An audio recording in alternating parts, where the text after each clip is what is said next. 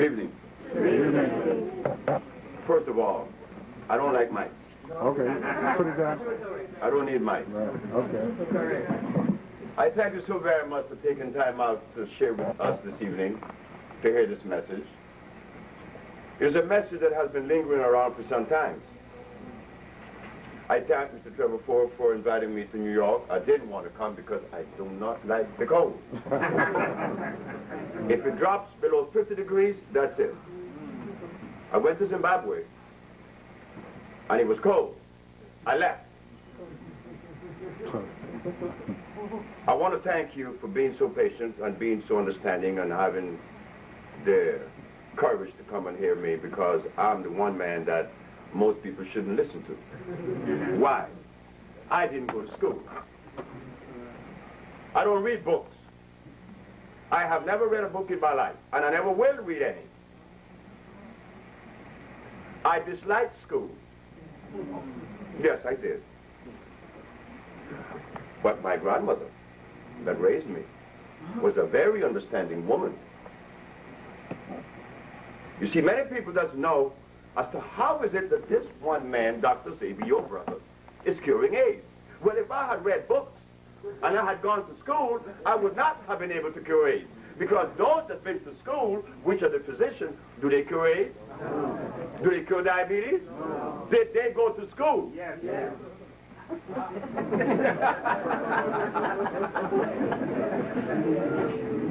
All right. The Maya built empires. Did they go to school? No. So why is it that we always seem to put school in front?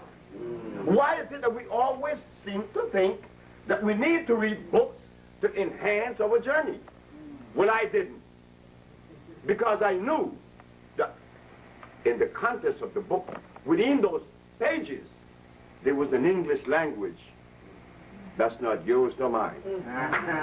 So therefore, we are going to travel on a journey that's going to be black, going to be African. Why? Because we are Africans.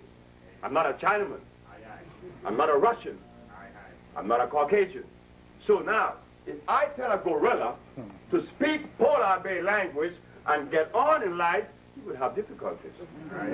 So all these years, we have been looking for answers. I just turned around and saw Dr. Ben Jokanen. I know Dr. Ben Jokanen. A very enlightened brother. But he comes with philosophy. I have no philosophy. I don't need a philosophy. I need to see. Philosophy does not help us to journey through life. What has philosophy done to uplift the black race? Nothing. But in 1960, in a barbershop in New Orleans, I made a statement that I would do something to enhance the life of the black woman. I didn't say black man, I said black woman. Because we came out of a black woman. And we have a tendency and the propensity to always belittle her. We condescend in reference to a black woman. Her mate and her friends. The world itself, a black woman, she's not as equitable as anybody else. But I said that I would do something for her. Little did I know that I would bring healing. So what do I have that is so different? In the past 450 years in the brothers from Africa, our anthropologists, our historians, our revolutionaries, they never talk about the very important thing that was supposed to be addressed, our diet. What I hear is what? I go to Africa. I hear about spirituality. Now what in the devil is that? What is spirituality? How do we use that to propel us to enhance our life? How do you use it? Because I'm not spiritual, but I cure AIDS. And I know many people who are spiritual, they don't do anything. So where is the profit in it? Where did that word come from anyway? Do we know? But when I go to Africa, they take me to Oshogbo, and they show me all these totems. that they're believing because we live in a world of belief. No, I don't live in a world of belief. Either I know or I don't know. Break it down. So now, in the last 450 years, the Western medicine has been prevailing. What do they say? When you are sick, you have a germ, a virus, or a bacteria, which is the cause of your manifestation of disease. That's what they say. A germ, a virus, or a bacteria. Oh, yeah? Well, if you have identified the cause of disease, how come you're not curing anything? I said, no.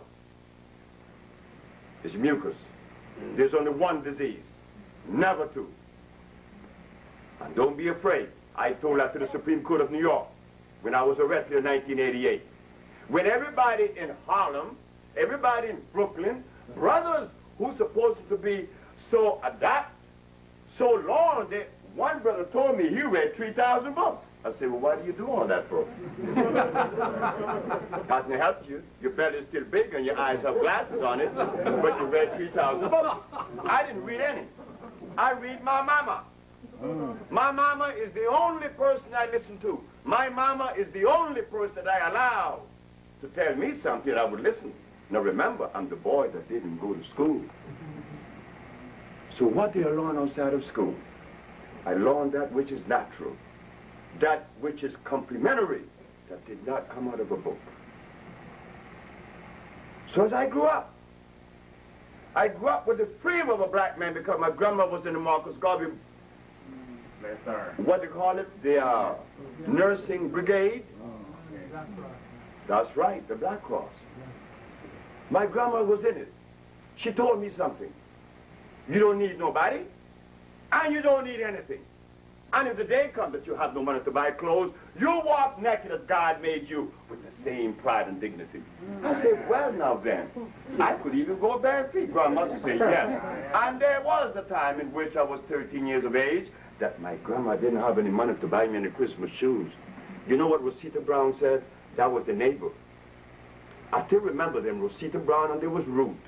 When I came outside on Christmas Day, I done oiled my feet with coconut oil, and I'm going in the streets. And they said, ha, ha, ha, Fred don't have any Christmas shoes.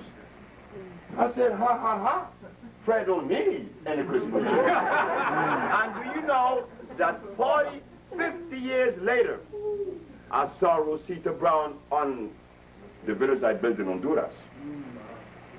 And it was mango season. I had my pants rolled up. You know how we do it in the West Indies, right? I had my pants rolled up. And I'm sitting under the mango tree. And here comes Rosita Brown. I didn't know her. With my brother, with another girl. My brother said, do you know this woman? No, this is Rosita Brown. I said, oh, I remember you now. You said, ha, ha, ha, Fred don't have any Christmas shoes. And now you came 50 years later and found me without any shoes on. What difference does it make? It's what you have in your brain. That is what counts. What comes from you, not from somebody's book. And you're going to regurgitate that to me, then I'm looking at a parrot. What comes from you is what's worth. Not what come out of a book that somebody read to you and you read.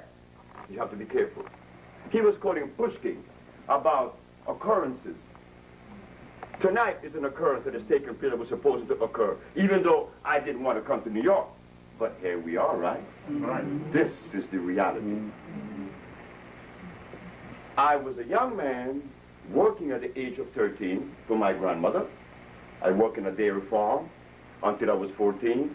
I went to work in a commissary at 14. I worked until I was 20. I had to leave because I had that freedom to leave.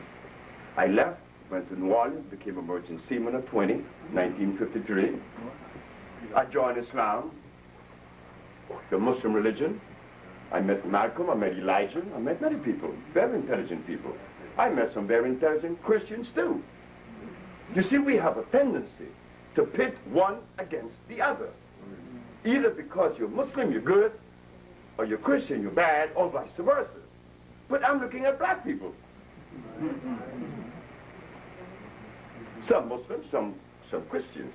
Well, how do we get to be that? I don't know. Because when we were home in Africa, we weren't none of that, isn't it? That's right. Okay. So I traveled the world. I became a steam engineer. I am a steam engineer. How did I get that without going to school and reading books? Well, you have to ask yourself the question. I was in a job training. I passed all the tests. After I went to Los Angeles in 1963, I decided to work for the county.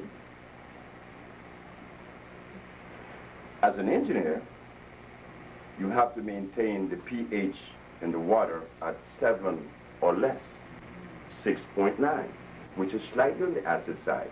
7 is my nose, that's neutral. Anything above my nose this way, right, is 8, 9, 10, 14. Anything below is 6, 5, 4, 3, 2, 1. Anything on below 7 is acid. And anything you put in your mouth that is acid will eat you up. And anything you put in your mouth that is acid, God did not make. Like, for instance, wheat, rice, beans, cows, hogs, chicken. All that stuff is garbage. How I know that? Because at 30, I was impotent. My first wife left me because of impotence. Why was I impotent at 30, such a young age? You would say, a young man, 30 years of age, impotent? Don't you be surprised. I just left Guinea. I saw men in Guinea, 19 years of age, impotent. But then when you look in his hand, he's eating cassava. How did an African happen to wind up with cassava in his mouth? I don't know. When cassava is not even African. Cassava is Portuguese.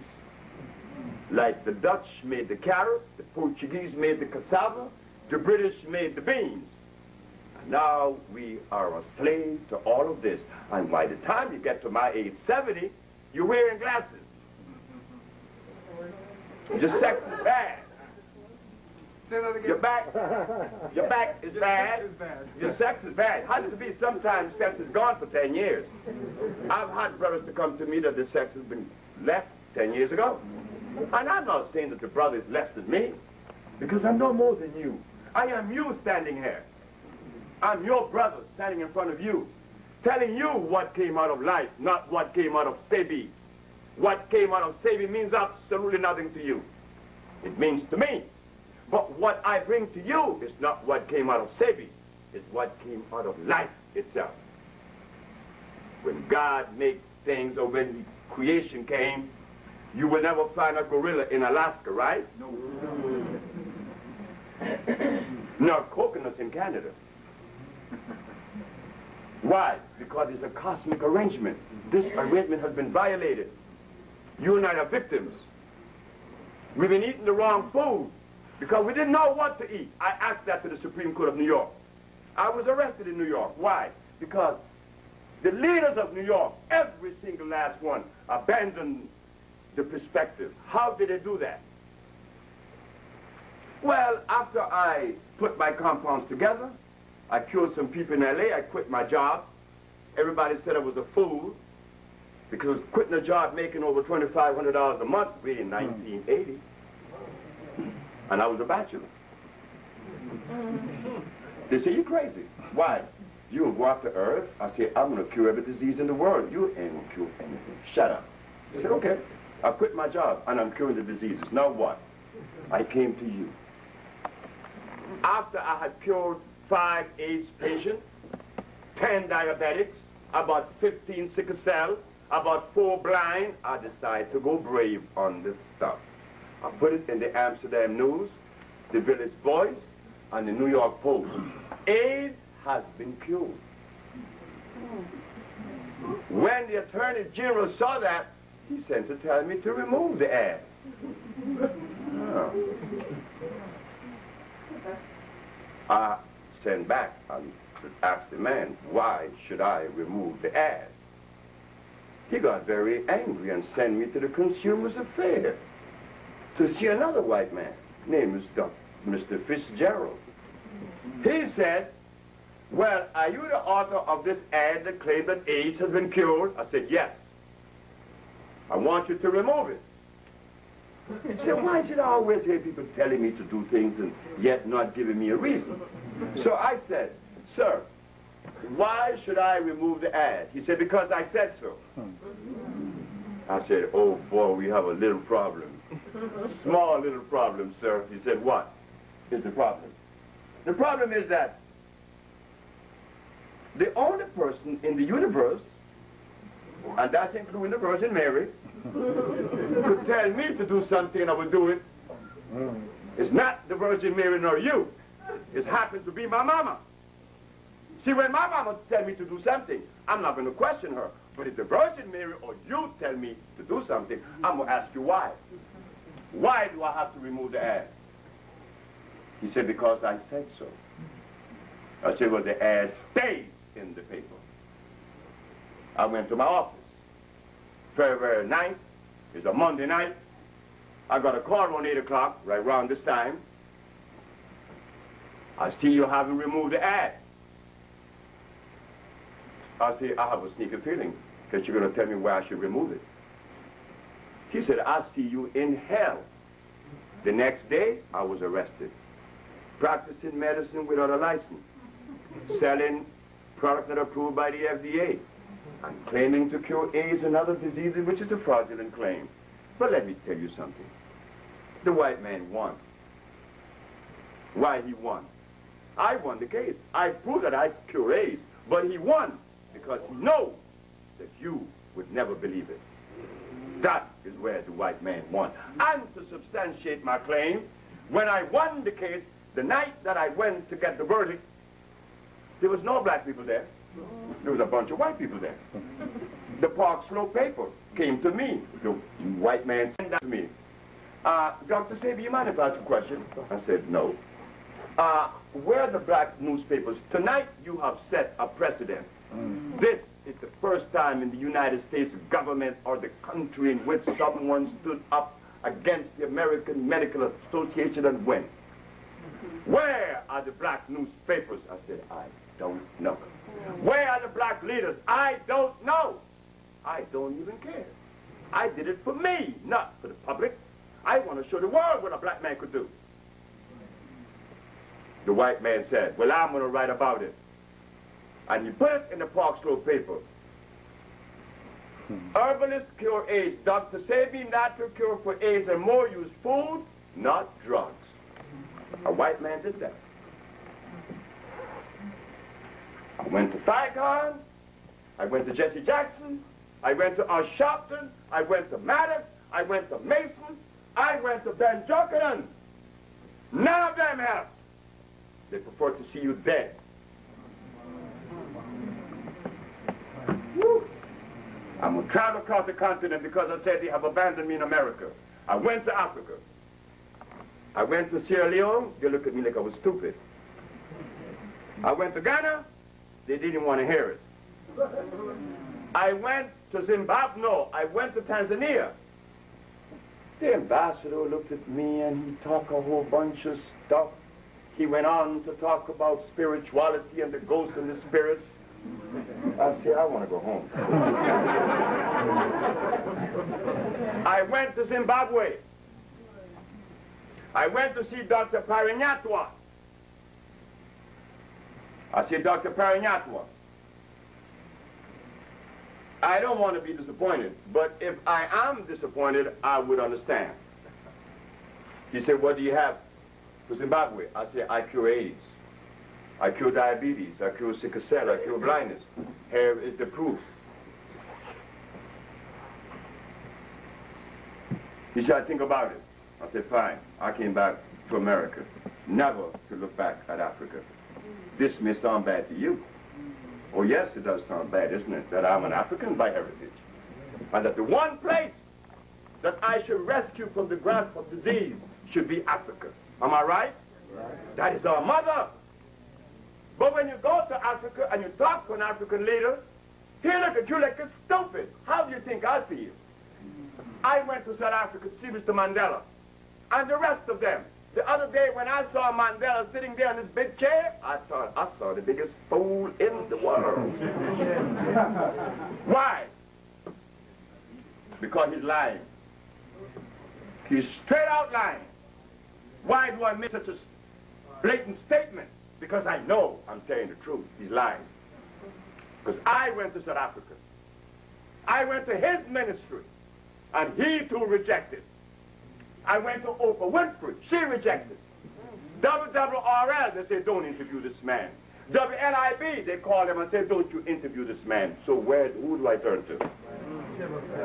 My mother told me, because my mother's still alive. She's 90, I'm 70. She's 20 years older than me. She had me when she was 20. She said, son, look, let me tell you something. Shut up.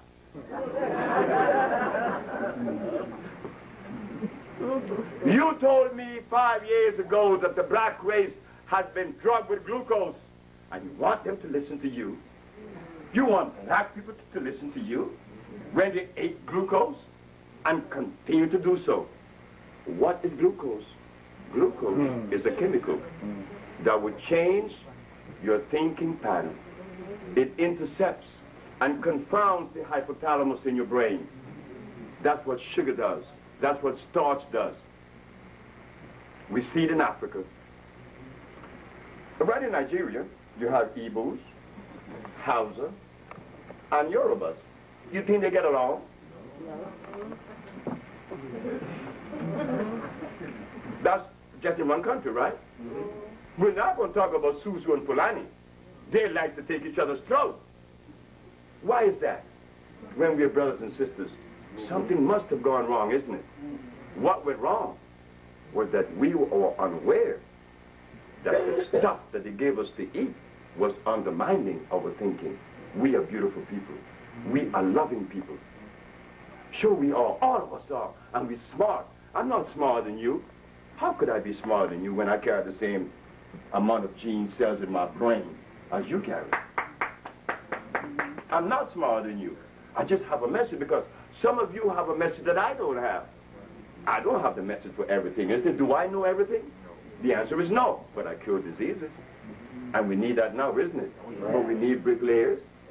We need clothes makers. We need all these art and crafts to enhance life and to protect our own existence. Am I right? Right. Thank you very much. So now, what I did was to put together compounds that were of herbs that were not made by men. What are the herbs that were made by men? Just start. Aloe vera, comfrey, peppermint, garlic, echinacea, golden seal, St. John wort, paprika, nutmeg. That's deadly. What? If you think that nutmeg isn't deadly, you go home and boil 2 of them and drink the water, and you're dead in 2 minutes.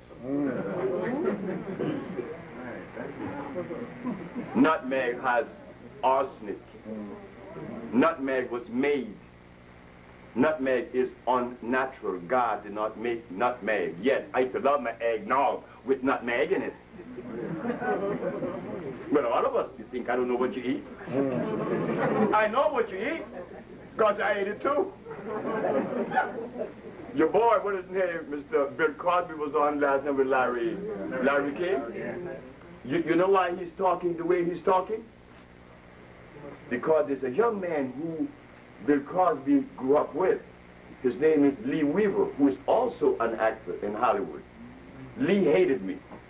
Lee hated me. He hated me with a passion because his wife, that you may have seen on Room 222, she is the manager of my office in L.A., Tatanisha. Tatanisha came to me because she was a little overweight and she was feeling bad, wearing glasses, you know, and her, you know, instability with her menses, you know all that, right? Premenstrual syndrome and all that. She said, could I work part-time? I said, sure. But after she worked part-time, she liked it. She said, you know, the job I had, I was running out, and I would like to work for you, Dr. Sebi. I said, well, that's fine. You got the job, because she's good. Her husband said, you're stupid. You're working for that black man? He's not going to pay you. That nigga can pay you. You know how niggas are. He's not going to pay you. I said, Tata, how much would you like for me to pay you a month? He said, so much. I said, you got it. He still disbelieved his wife. He hated her because she's no longer a movie star. So, about 3 months ago, maybe 4 months ago, Lee is going to make a movie in Detroit. So the plane stopped in Chicago, and he's supposed to make transfer. But when he's at the airport, he started to bleed profusely. And the doctors couldn't stop his bleeding from his anus. They rushed him to the hospital. When they get him to the hospital, the bleeding continued. The doctor didn't know what to do. They called Tatanisha. I said, Tatanisha, take the compounds and go to Chicago. She flew. 1 hour after she gave her the compound, the bleeding stopped. And the doctor said, what did you give him? I gave him Dr. Sebi's iron tonic. When Lee came back, there's nobody he loved more than me. He bought me. But the reason why Lee took the position of disliking me, it wasn't that he hated me. Black people doesn't hate. We love the very white man that burned us. We fight for him. We know we love him too. That's in us. We love. So Lee didn't hate me. But the food that he'd been eating was undermining his thinking. And now, he bought me an Apple Cap, and he takes me around L.A. He said, I'm going to see Bill, you know, and I'm going to mention your name to him. And he did. In fact, he's with Bill right now. I'm going to see Lee Weaver on Monday in Miami, and he's going to tell me what's going to happen between me and Bill. Because Eddie Murphy's trying to help me. He's trying to make a movie of my life because I helped his mother and of his family. What I want to say is this, though, is that what I did was to find out that the one thing that the physicians were making, the mistake that they were making, they didn't address genetics. What is genetically consistent with a group, not so with another. Like I said, gorillas do not eat polar bear food. So how come we eat everybody's food? We eat Chinaman food, we eat European food, we eat everybody's food, but when I asked the Supreme Court, when you remove the African from Africa, did you bring his food with him? The judge said no. Well, when the judge said no, that they didn't bring our food with us, what does that open up for us to do? What privilege did we gain right then at that moment? No, when I asked the question, did you bring our food with us when you remove us from Africa? He said no. Well then, what have you been feeding us? Besides, are we in the position to demand that they give us the food that God made specifically for us? Yes, it does. But which one of the leaders will do that? Go tell that to Minister Fiacon, the bravest of all. No, he's not going to do that. Go tell Oprah Winfrey, there's a nigger who's running around saying he cure AIDS. Put him on your screen. She's not going to do that. WWRL kicked me off. So what is happening? Is it that our leaders supposed to, no, not leaders, but supposing to be leaders, are they really helping? No. The black man has always clinged to the laws of life, not philosophy. Philosophy has no place in life. It's like the little girl. I was taken to give a speech here in Camden Hall, not Camden Hall, on 138th and Convent, which is City College, here in New York. The day that it was driving me to do this talk, this speech, there's a little girl and a little boy sitting in the back, who is the children of the man that's driving. Son Nieves. He's married to a Puerto Rican woman. Had these two children. The little girl is behind me, the little boy is sitting behind him. The little boy asked me, Dr. Sebi, what are you going to talk about today? I said, I don't know. She said, well, why don't you talk about the soul, the mind, and the spirit? The little girl is 12 years old. She said, no! Don't talk about that! I said, why, Taina? Because when you talk about reality. Soul, mind, and spirit comes out of the imagination. That's not reality. I said, Jesus Christ. What did you say? A 12 years old little girl said that. So when you ask a grown-up, where is your mind? They go like this. But when you open that skull, you see no mind, you see a brain. So I asked one day, what is the mind? Everybody go like this. But then, there's a contradiction, right? They brought me a crazy woman from Mexico. Insane. Where someone is insane, where is the mind? You and I said, she have lost her mind. I said, wow, this mind thing really stretches out. I said, now, if she lost her mind, where did the mind go? So when the crazy woman was brought to me by her son, she was completely crazy. I went to her intestines. A week later, she came up the steps. I was living on Pearl Street in L.A. She said, you think I don't remember you? I said, I don't know. She said, well, I remember you. You were bare feet. Now you have shoes on. Because I'm always bare feet. Tonight because it's cold. But she said, you know, I remember you well. You know why I took your remedy? Because my son had taken me to many healers and spiritualists, people who read cards and stuff. Shamans. I don't know what shamans are for, but we have shamans too. Whatever they're about. But you said, when I was going down the steps, you said, when my son asked you, are you going to help my mother? I said, I'll try.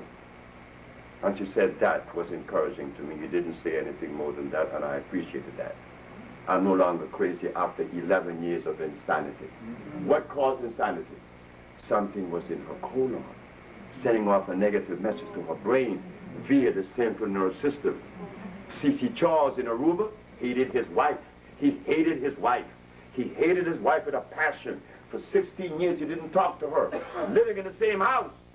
What was wrong with C.C. Charles? When I removed the stuff from his colon, he told me, you see that woman? There's a woman living in the hallway down the way. Go tell her I love her. How come he saw love? Because the acid that was in his body was removed. That's all. We are all stressed. We're nervous. We go to sleep at night, we can't sleep. Charles couldn't sleep. So what did the little girl named Akila Stroud that had sickle cell anemia? I remove it by removing stuff from her colon. And guess what happened? That was the biggest stink in D.C. I was called because Akila Stroud, the little girl with sickle cell, was born 2 years of age. Mr. Dick Gregory said that God gave us sickle cell to fight malaria. Oh yes, he did, in Cromdon Hall, at Howard University. I was there, I heard it. So when people hear these kinds of things, you believe them, right? Because Dick Gregory said it. He's supposed to be an authority, right? By whose standard? I don't know. But he have not cured any disease either. So this white lady brought it up to me. She said, well, you haven't given Akila protein. I said, Dr. Steinberg, this is at the Georgetown Pediatric Hospital. They caught up with me and the parent because we snapped the baby out of the hospital. But by the time they caught up with us, she was killed 3 months later. It only takes 3 months to kill sickle cell. So they wanted to condemn me. She goes through my files that I was, my record on Akila, and she noticed, you didn't give Akila protein for 3 months. I said, Dr. Steinberg, do you want to rest your argument on protein? She said, well, of course, unless the great Dr. Sebi thinks that protein is a necessary food. I said, ma'am, I know nothing about protein. Trust me. This word protein came from your parents, from your brother, from your gene, from your culture. That word is not an African word. So if there's anyone today that could explain this protein bit, should be you. What is protein, Dr. Steinberg? She said one of the 19 amino acids, the building blocks of life. I said that is the patent answer or response. But I want to remind you, Dr. Steinberg, that the human body has no use for acidity. So when you said amino acids, the body has no use for acids. Where do they fit? The human body has 102 minerals.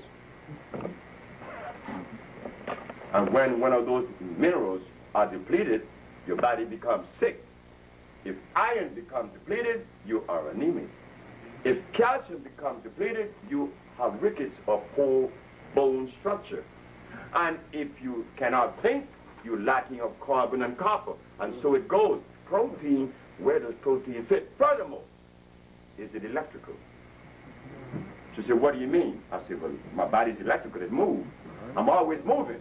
I cannot move unless my body's electrical. There could be no motion unless that motion is electrical. So if I'm going to eat protein, protein better be electrical, because the body only assimilates a substance through chemical affinity. There is assimilation. Is it electrical, Dr. Steinberg? Well, I don't know. I said, Dr. Steinberg, what is sickle cell anemia? Sickle cell was given to black people 10,000 years ago because their blood went through mutation in Africa. I said, oh God. I'm more confused. She said, why? Because de Gregory said God gave us sickle cell to fight malaria. You said it is mutation. But de Gregory coded what your brother teach him, because de Gregory didn't get that out of an African perspective. That came out of Europe, because de Gregory's a parent. And now you're telling me it is mutation. Well, I'm going to tell you something, Dr. Steinberg. It is neither God nor mutation. Sickle cell is the deprivation of iron fluorine, because I killed sickle cell. She stomped out of there, very angry. You see, little white girls have a tendency to want to condescend with black men, because most black men look up at white women. I look up at my mama. Everybody is down.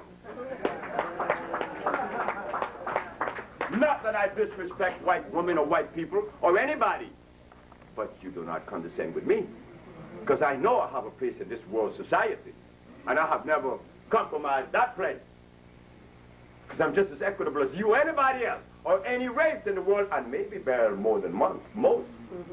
So don't even play the game about I am black, so I have to be inferior. Well, that only works when you have accepted glucose, like the Pavlovian dog. I ate glucose just like you. My grandmother woke up in the morning and she gave me bakes, you had them, eggs, oatmeal, Ovaltine. Oh my God, all that stuff I'm eating. And I couldn't breathe. I couldn't breathe, but my grandmother didn't know that she was killing her grandson. Until one day, it came to me. This stuff is bad. And I went on a diet of a 92 days fast. I didn't eat anything. And now here I am, at 70. I have no glasses on my eyes. I'm not impotent anymore. I've been making babies since then. I don't have any of the things that normally would be said us at 70. You know, 70 years of age, you got to watch it, because your back going to go out. Your eyes been out, because they asked me. I went to get my driver's license, so they said, read these letters. So I read the letters. Read these letters. I read the letters. And the smaller ones. So they said, do you have contact lenses on? I said, no, I do not wear contact. Do you drive at night? Of course I drive at night. I drive all the way from California here non-stop. I drove from New York to Honduras non-stop. Night and day. We all could do it if we stop eating the garbage. I know that when you go home, you're not going to stop tomorrow, because I didn't either. The only reason why I jumped on the fast right quick was because my penis wasn't getting hard. When a young man You see, if you have diabetes, you'll violate. Or if one eye or one arm are going bad, but when your feet is hanging down, you're going to do everything that's necessary to bring it back. So when the man said, you want your sex back? I said, what you mean do I want it back? He said, stop eating. I said, for how long? 90 days. And if you believe that this is a lie, there is somebody in this audience, and I know that to be a fact. There is someone in this audience that is impotent, and they're going to try it. Well, I'm going to tell you, brother, when you start eating for 30 days, you're going to be ready, not 90. Before the 90, you're going to be very well ready at 30. You're going to say, you mean to tell me that just start eating does all of this? Well, of course. Of course. Because what you have done, cleanse your arteries. You cleanse, your eyes clear up. Your nerves get good again. You don't shake. Your understanding gets better. Like C.C. Charles said he loved his wife. Of course he did. Because I had removed his diabetes. I removed his poor circulation. I removed his high blood pressure. The boy is relaxed and he realized that he loved his wife. And when she came out the door and said, you said what? I love you. I always love you. And he's crying now because he's paying back for what he did, but he wasn't guilty like you are guilty. Sometimes then you find yourself angry with your wife, and then you say, I wonder why did I take it so far? And sometimes she, on the other hand, makes us a little bit angry, right? But the only reason why she goes through her little mood swings is there again. She's going through menopause. When it gets cold outside, it's hot with her. She want to open the window on you, say, girl, what's wrong with you? It's cold. But she doesn't feel that because her body is out of balance. What brought it out of balance? The mucous membrane has been compromised. Every time we eat the food that God did not make, you will find yourself in trouble. Men like women. Anger, stress. So what I did, I perfected the compounds to remove the one disease that manifests in a million different ways. If the mucus is broken in the head, it's insanity, it's paranoia, it's schizophrenia. But if the mucous membrane has been compromised in the bronchial tubes, it's bronchitis. If the mucus is in the nasal passage, it's sinusitis. So it goes. Removing the mucus, you remove all disease. It is as simple as that. Dr. Sebi is not a scientist. He's not a doctor. He's a plumber.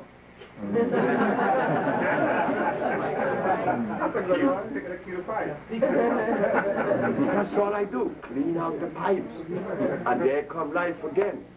There's a young man in this city named Dockwell, Errol Dockwell. Anybody here know Errol?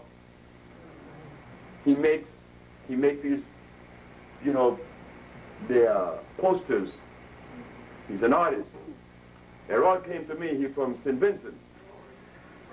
Errol came, and he said,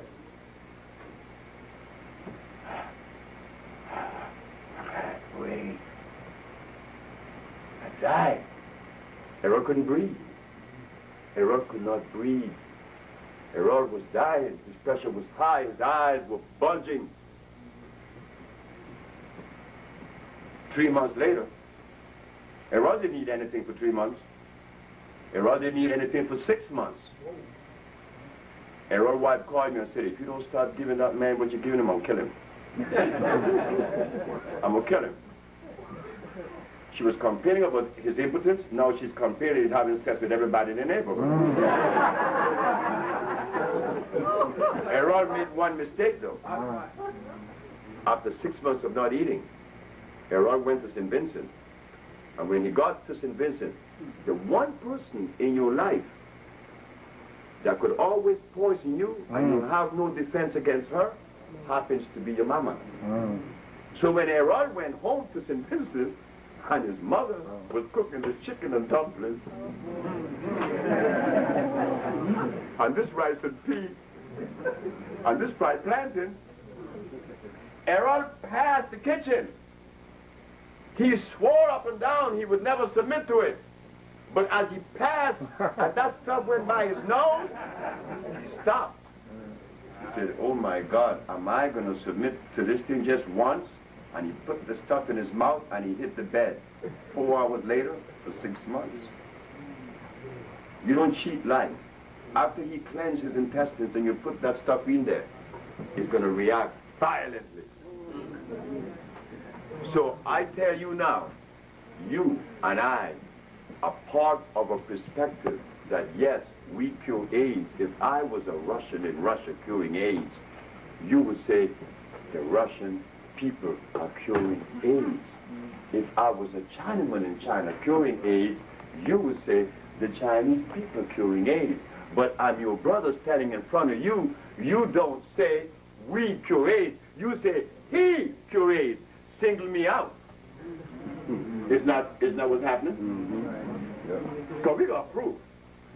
We do these things. So now, I'm telling you tonight that we need not suffer with disease anymore. Africa, I feel sorry for Africa. Because I found out that there isn't one African country. I'm going to repeat. And you could take this abroad and say, Dr. Sebi said this, because I'm going to repeat it. There isn't one African country that is interested in the cure for AIDS. I'm going to add, there isn't one black American leader that is interested in the cure for AIDS. Name him, I want to hear him. In 1988,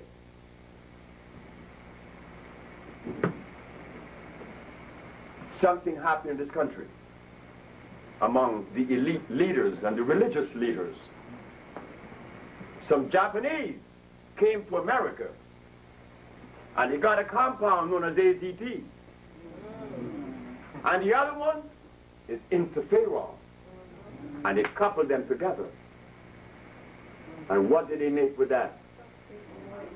Come on. No, come on. Interferon and AZT is the compound that produces Kimron. They told you and I that Kimron was from Kenya. No, that's not the truth. Whoever said that was telling a lie. Because I was interviewed by Kojonami in D.C. and they sent a young man from Kenya to defend Kimron. And I didn't know all of this back thing with Kimron. I didn't know the history of Kimron until Kojo brought it out. Kimron is not even African. It was compounded in Japan with chemicals made in the United States, taken to Africa, and told you it was African. And we believed it. But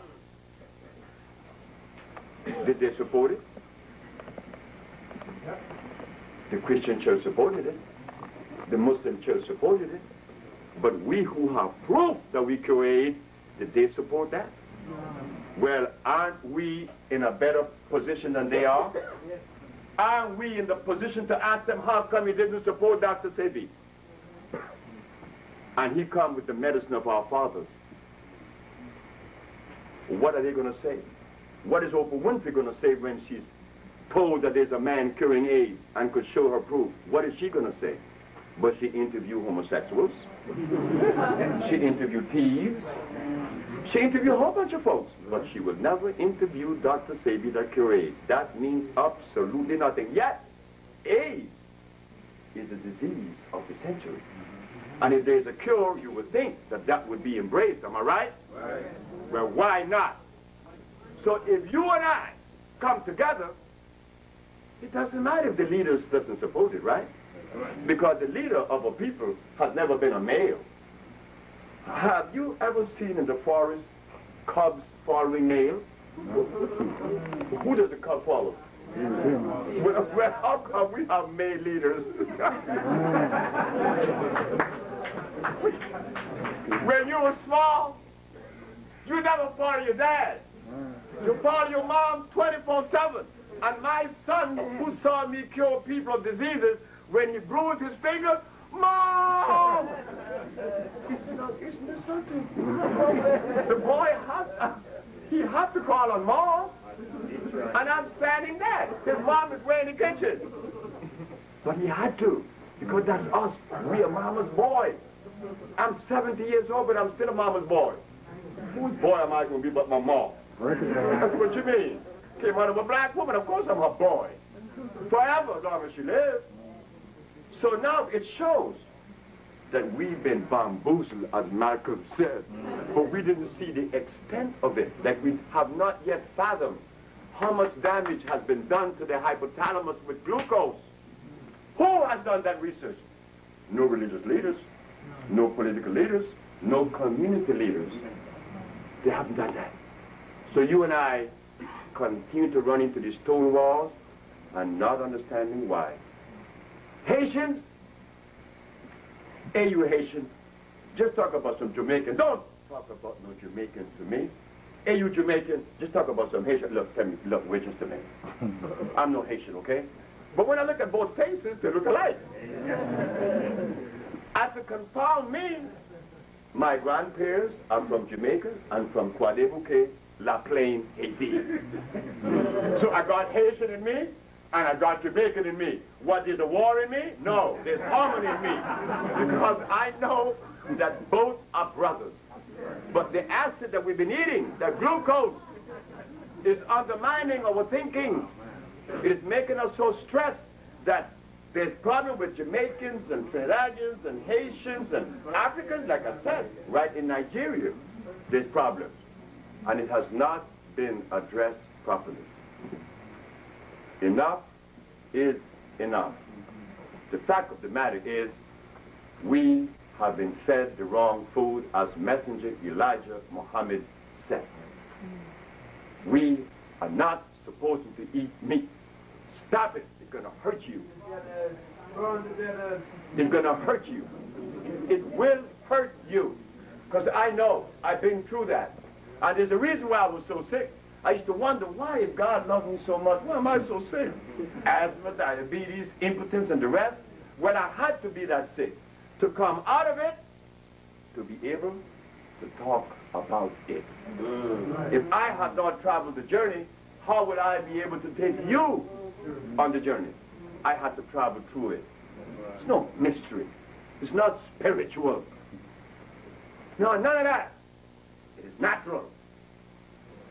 What it took us away from, because when we were living in Africa, before the white man came, we didn't have such word as spirituality in our vocabulary. It wasn't needed. We didn't have any religion because that wasn't needed. We were living in accordance with life and God because that's all we know. Just like the animals of today. The gorilla doesn't violate any law. No. You violate, we violate laws, not the gorilla. We live by the laws of life. Now, for us to go back to that law is a little bit tedious, but we have an herb. Let me make you all aware of something. I just came back from Zimbabwe, right?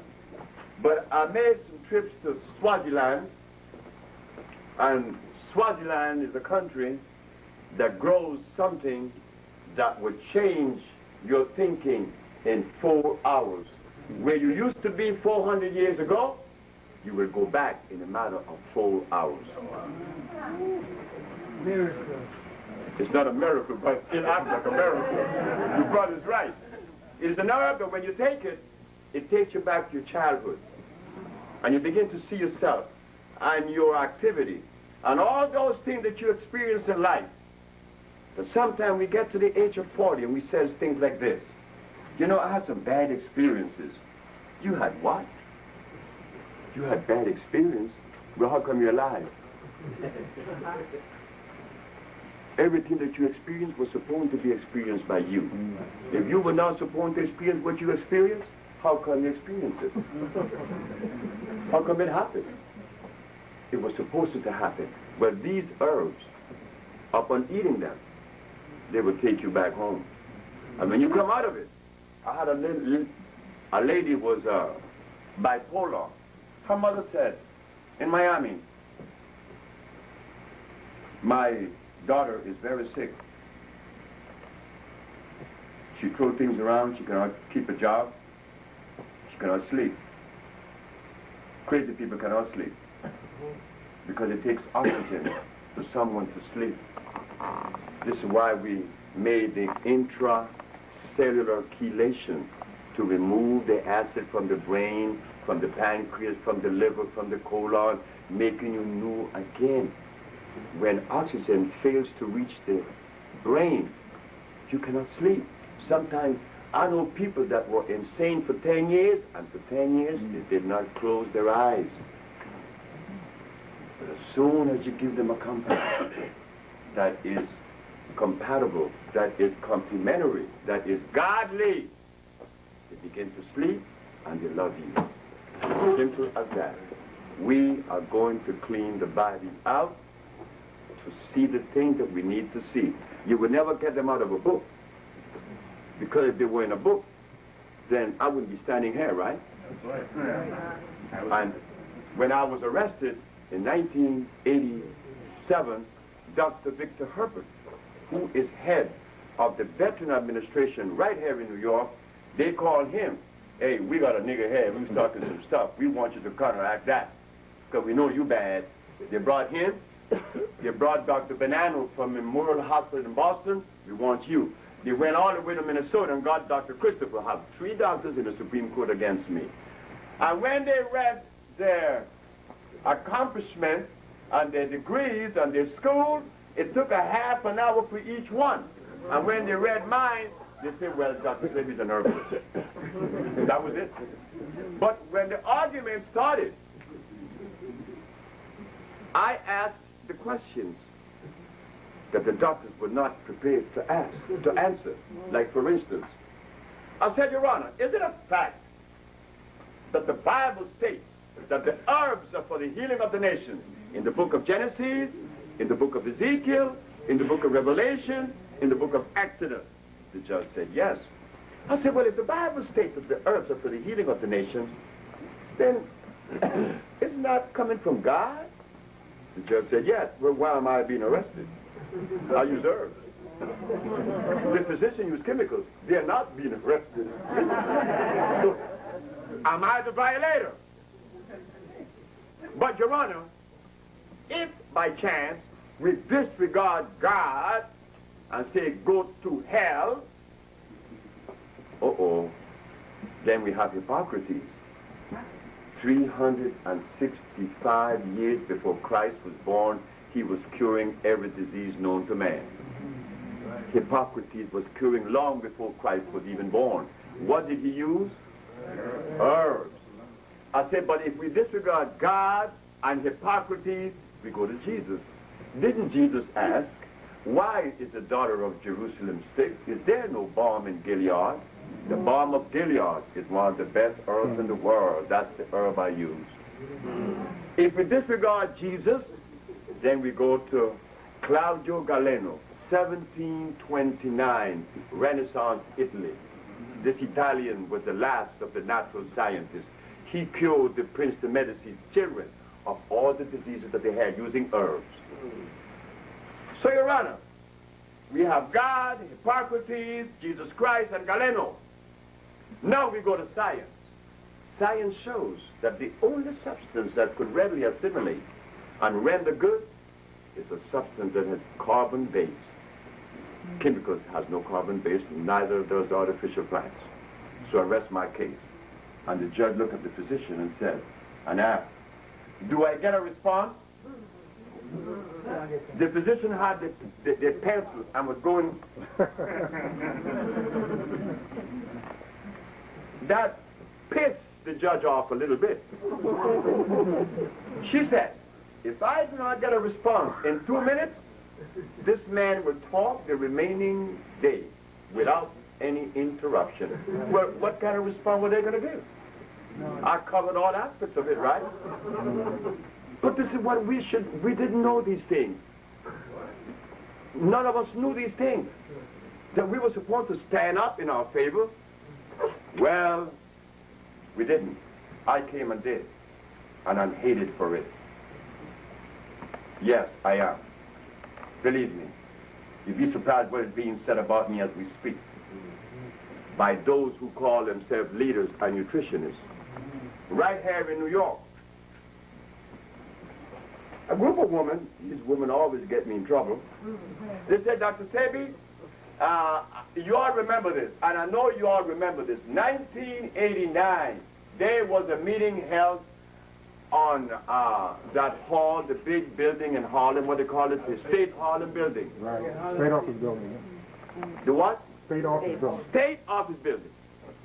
In that building, in 1989, there's to be a great big meeting. African-American War on AIDS. Did you all remember that? Yeah. Okay.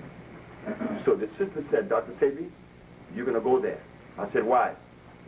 You're going to talk. I said, you're crazy. I'm Sebi. I'm the man that has no help. I'm the man that has no one, any group to support me. Because I'm not a church member. I'm not a lodge member. I'm not anything. So I have no one to help me. And you're going to send me there to be chopped up? Where you going? So I went and act mischievous. When I got there, a bunch of white folks, which is good. But I saw Barbara Justice. I saw Dr. Prince. I saw Dr. Love.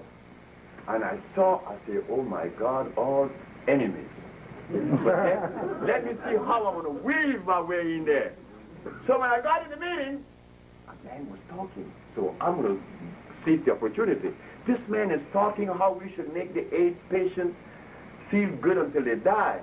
When the man is about to sit down, I jumped up. I said, the man is right.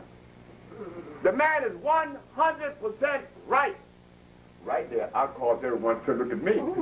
I said, but we could do better than that. We cure AIDS. We cure AIDS and we just prove it to the Supreme Court. Guess what Dr. Barbara Justice said? Well, we have a man coming from D.C. to give us the message on AIDS. I said, well, who's that man? Dr. Ali Muhammad. I said, no stuff. What is he going to tell us? Well, he's going to tell us that AIDS kill black people. I said, we didn't know that. We were totally oblivious to that. We need Aline to come from D.C. to tell us that AIDS killed black people. It's been going on. They've been controlling us. I'm saying to you, we don't need any leaders. We need ourselves. And once we come together, we don't need the leaders. Let them die. Because, look, let me tell you something. One of the biggest black leaders in America had prostate cancer. Well, there's a man right in this city that worked with this man, Joseph Ben Jokanan. His name is Professor Simmons, George Simmons. Right. Didn't he have prostate cancer? Who killed him? You. Well, why didn't this big religious leader in Chicago come to me? His balls were too big. You see, when you climb up high above people, and from down here, somebody said, hey man, I could help you. When he looked down, he gonna think about it. He don't want to go down there no more. I'm the little man. He is the big man. But because you assumed that position of superiority, his balls were cut out. Don't let that happen to you, brothers and sisters. We are the little people. And I'm proud to be the little people. Because as the little people, I recognize that we all are the same. In the same boat. We are the same. I'm not better than you. But the minute that I take the position that I'm better than you, I'm in trouble. We don't want to do that anymore. Our leaders have betrayed us. Every one of them have betrayed us. I could say it openly because I have proof. Nobody could tell me something else because I've been here in this business for 32 years. And for the last 15 years, I've been curing AIDS and they know about it. Why haven't they done something about it? Isn't that proof enough for you? Yes, it is. Now, I'm saying, with this man's help, we could form a family. Because the one thing we West Indians have is that family orientation, that love for each other, that was removed from America. This is why I don't blame the leaders either. Because their experience is not ours. It's a difference. It's a big difference. Not that we are better than our brothers in America. No, we're not. But they experience something different. And in that difference, a lot of ugly things is taking place now. Because there's no reason why they should negate me, and I'm curing diseases. Could we ask one of them what is the reason? I would like to hear that. But let me give you all something like a barometer. I was in Atlanta, Georgia. There's a big church in Atlanta, Georgia, Stone Mountain. It's a round church. Big, huge, thousands of people. Boy, these people could get audiences of thousands of people. Big church. So a woman came from the church. She had breast cancer. She was cured. Another one came. She had diabetes. She was cured. Another one came, had ulcers. She was cured. Guess what they did? They'd make the biggest mistake. They goes and tell the Reverend Mother. Reverend Mother, there's a man kind of crazy, his name is Sebi, but he cured us of these diseases, so we want him to speak at the church. What is his name? Dr. Sebi. But at that time, I didn't have pictures of me on any of my pamphlets. It was only Dr. Sebi. Well, when a black person in America see the word Sebi, they associate it with Malaysia, India, Pakistan, not with a nigger. So I said, she said, what? She said, for you to come to church on Sunday. And that she's going to let you say a few words, and she's going to let you talk the following Sunday. I say, what's her name? Gail. Gail Kaufman, Atlanta, Georgia, Channel 13 right now. She worked for Channel 13. She said to me, why are you so pessimistic? I said, look, look, girl, let me tell you something. I'm not an optimist, nor a pessimist. I'm a realist. Because optimism disappoints you sometimes, and so is pessimism. No, I'm a realist. She's not going to let me talk, just like the big man in Chicago. She said, what I see about that. Sunday came, I go to church with Gail, and I'm sitting in the audience, and she's preaching. She said, I have papers in front of me. There's a very important and distinguished man in the audience that will give us a few words next week, but he's in our audience, and I would like for him to come forth, stand up, and come and give a few words. Brothers and sisters, when I stood up, and that black woman looked at me, I could look at Satan dead in her eyes and say, yeah, I got you, I got you, I got you. I said, I got this one is mine. When I went up, I said, good morning. I said, good morning. And tell the audience a few words, and then next Sunday you come back, and I did. When I walk out the church, Gail said, you see, pessimist. I said, okay. That was the Sunday, right? I didn't go back to L.A. I went to Miami to be close. Monday, Tuesday, Wednesday, Thursday, Friday. Guess what I did on Friday night? I called Gail. I said, Gail, I'm calling you not to ask you when I'm going to speak or what hour. I'm calling you to ask you, what is the excuse that Reverend Mother gave you to prevent me from speaking in the church? Guess what Gail said?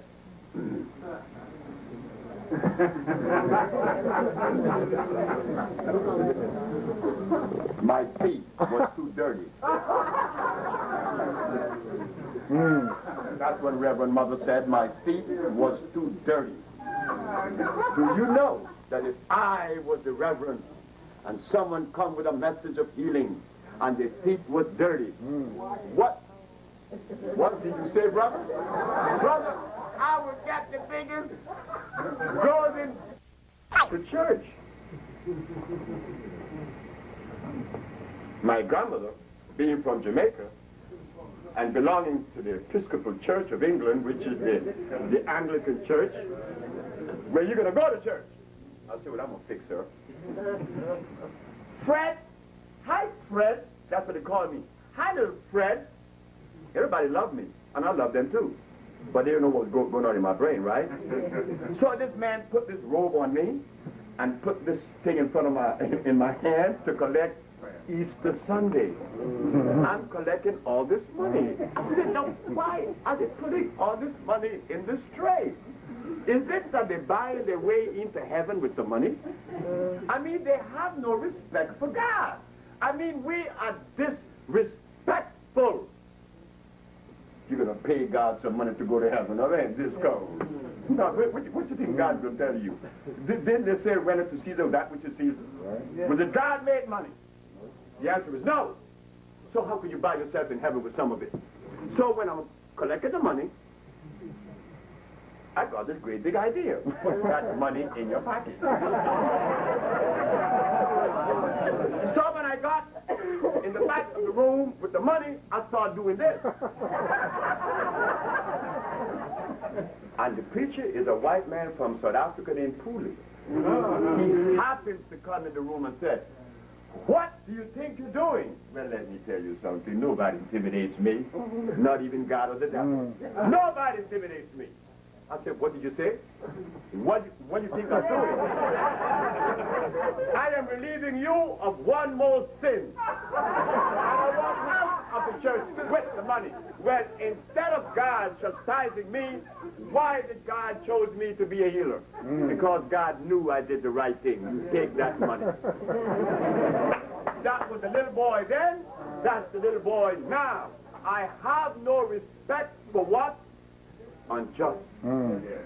That is not just, because there are some little people in the community who would like to go to church, but they don't have any money. And it's embarrassing. Well, Miss Marie Sindro, you have a gold star. You gave $500 last year, or last month.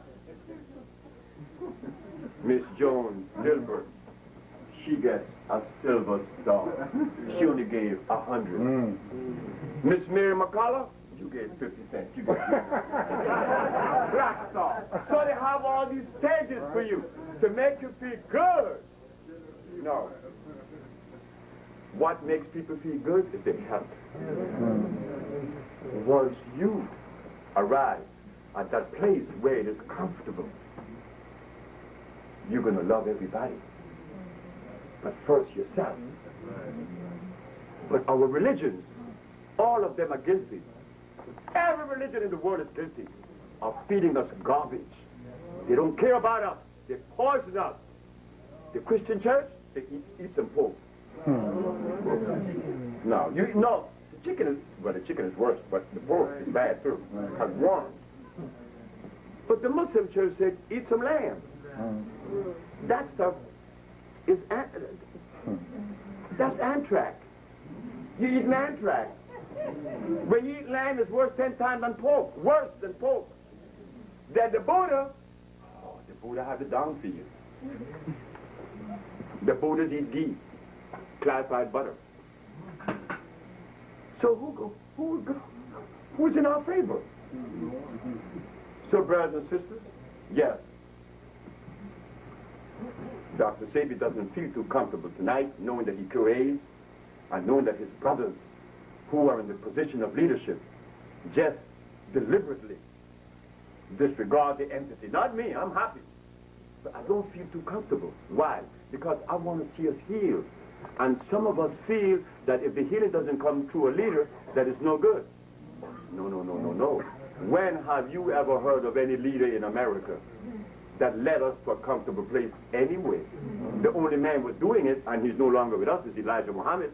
He had farms he was going to pursue. He was doing that. He also had schools, and he's going to build a hospital. Oh boy, I was happy, because I know I'm going to perform. But when the man passed, and well, that was over with, I was sent to Dominica, called to Dominica by Mr. Oliver Serafin. Who from Dominica here? Well, Dominica had a man named Oliver Serafin like me, a revolutionary. He talked like this man here, like Trevor Ford. Strong, very upfront. He said, Sebi, you cure my aunt of cirrhosis of the liver, you come on to Dominica. And I went to Dominica. And he's going to build me a hospital up on the hill in Wabe. And what happened? He lost the election. Eugenia Charles won. And Eugenia Charles came one day with her entourage and said, Tata, your friend lost, so you have to leave. I said, but Miss Charles, I came to Dominica to heal people. I said, Mr. Jack Grano, yes, Mr. Jack Grano lives in Goodwill, no longer blind. I said, the young lady in Newtown no longer have diabetes. I don't care. I only support Orthodox medicine, she said. I said, you what? I only support Orthodox medicine. I said, now then, your argument rests on orthodoxy. She said, yes, of course. I said, but orthodoxy means following the established premise, not violating it. You say that you support orthodox medicine. Is hypocrisy to follow medicine? She said, yes. Did he use herbs or chemicals? When she saw the drift, she got the drift, but she's going to leave anyway. Now, you're going to leave anyway. I said, thank you. So she kicked me out. I went to St. Croix. They had to take feces in bags and throw it at my place in St. Croix. The people in St. Croix told me I was a liar. There was only one person in St. Croix that saw me stressed. I was about to cry. Of course I was. I felt useless among my brothers. They look at me as though I'm a liar. How do you think I felt? I just quit my job 2 years ago. And now I find myself in this land and people don't believe what I have to say. So this one woman named Cleophas Bennett from St. Croix came out of her store that afternoon and said, young man, come here. I said, yes, ma'am. She said, I heard what they're doing to you. Don't give up. That was a bit of encouragement. But then my wife said, we're going to Puerto Rico. Well, I speak Spanish fluently because I was born in Honduras. So I thought that it was going to be good there. I went to Puerto Rico. Oh, my God. Puerto Rico is the only place in the world where I did not see a black woman married to a black man. Not one black Puerto Rican woman is married to a black man. I said, boy, it's a crime to be black. They interviewed me on Noti Once. They interviewed me on Natu Salud. Not one Puerto Rican came. But I was doing my business with you in Washington and in New York, and I live in Puerto Rico. So it's been an uphill, isn't it? Only because we killed. Your biggest enemy is not the white man. Because the white man came and wrote about me. And the Supreme Court of New York exonerated me, right? But how come the black leaders doesn't do it? How come Oprah doesn't do it? Do you know what we should do? I'll tell you what we should do. Just form a committee and write these leaders a letter from your community, because you have that right. They place themselves as leaders, right? Well, could they be questioned? Yeah. Should they be questioned? Yes. Well, let us do it together. Let's write them a letter. We're going to form a family because we need to heal each other. And I'm going to see that we are healed. Because in this box, where it is.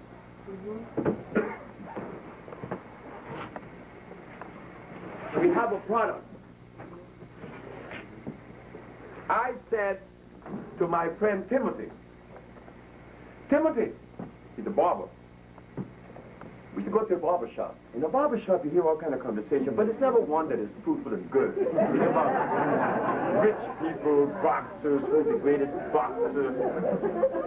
My son told me, you're in the wrong business. I said, why? Because you heal people.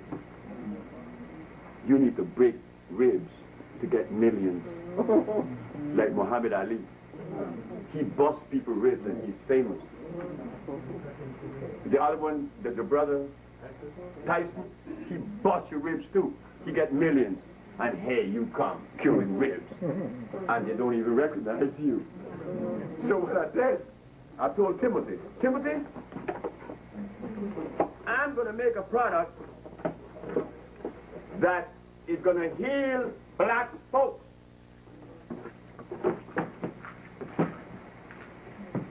And I'm not going to charge what they charge me. When I went to my healer, he charged me $2,000, 1963. Cuernavaca, Mexico. Alfredo Cortez said, I guarantee that you will no longer have diabetes. And that's 40 years ago, isn't it? Who cured diabetes today? There aren't any institute in the world that cured diabetes. He cured me 40 years ago. And now I'm curing diabetes, and nobody hear about that either. I told Timothy, I'm going to make a product that's going to sell for no more than $80. And going to cure everything that you could possibly think of. I brought it down to this for only $50. This is the Viento. This is a product that I tried it first with my mama. I want to hear what she had to say because my mom is always criticizing me. She said, well, finally, you did something that really worked. She said it works. Pain, bowels, energy, sex, I is right here. This is my latest compound.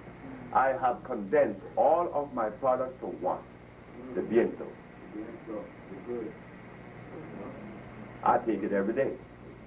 In fact, I took some yesterday because I knew it was coming. I didn't sleep last night. I haven't slept all day. This man had me up all day, and I only took 2 of these. And I still have energy. This is not a vitamin. Vitamin has no place in human life because vitamins are dead. They are non-electrical. This is electrical.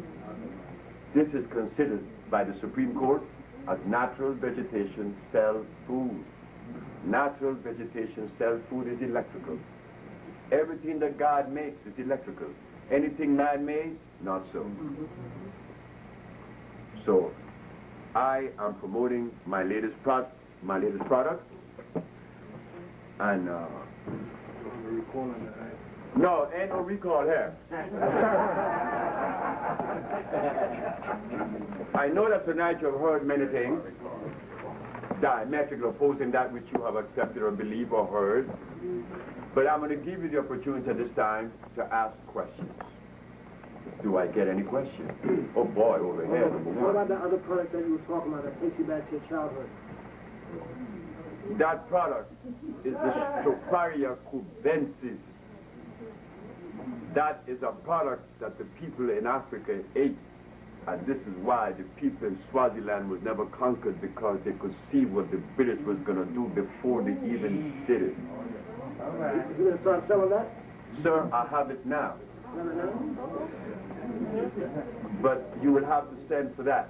What's it called? Stropharia cubensis. S-T-R-O-P-H-A-R-I-A.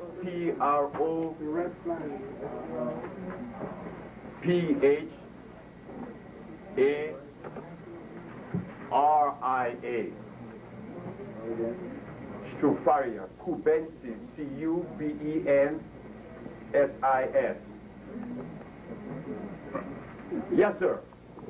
Give us some ideas about methods for elimination, methods on what you do as far as the proper food to eat.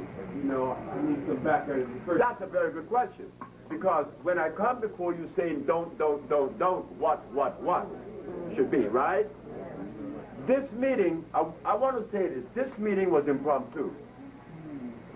This young man here is responsible for that. He said, hey, look, he heard me 2 weeks ago in Miami say, man, the people in New York need to hear about you. I said, but Trevor, I won my case in New York 15 years ago, proving to the world that we cure AIDS. How come they haven't heard it? He asked now about the food, which is important. This is a very quick message meeting. I did not come with my entourage that I need to come with, not only to talk about the food, but to show how to prepare it. It is just as delicious. That's right. It is delicious and it is nutritious. So now, what do we begin with? In the morning, You want to strengthen your bones and your nerve and your energy, uplifting sea moss. When you wake up in the morning, you drink a big mug of sea moss. Do not sweeten it with sugar. If you put sugar in it, you have just adulterated it. You drink it without the sugar or with maple syrup. When you wake up, you drink your cup of sea moss, and you drink 2 glasses of water, and you take off for work. That's all you need. At noontime, you could eat a salad or a fruit.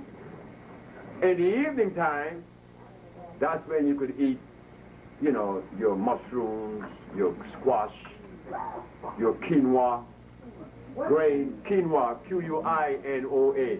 Quinoa is a grain that comes from South America. You could also buy wild rice, which is natural. The Haitians have a mushroom that grows in Haiti called jonjon. Let me tell you all something. Jonjon is so good. Remember what I said. Anything God makes is natural. Anything man made, not so, and will hurt you. Jonjon is so good that if you take the jonjon mushrooms and soak them in some water, in about 2 hours, the water is black. You drink that water and see how you feel.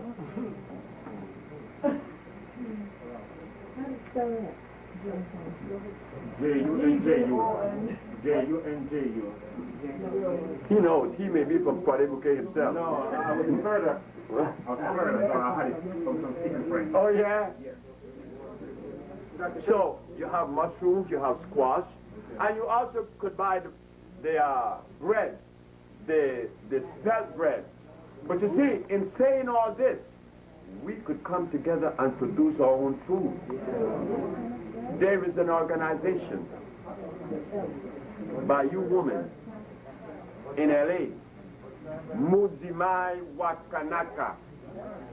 Muzimai Wakanaka translated is the good woman.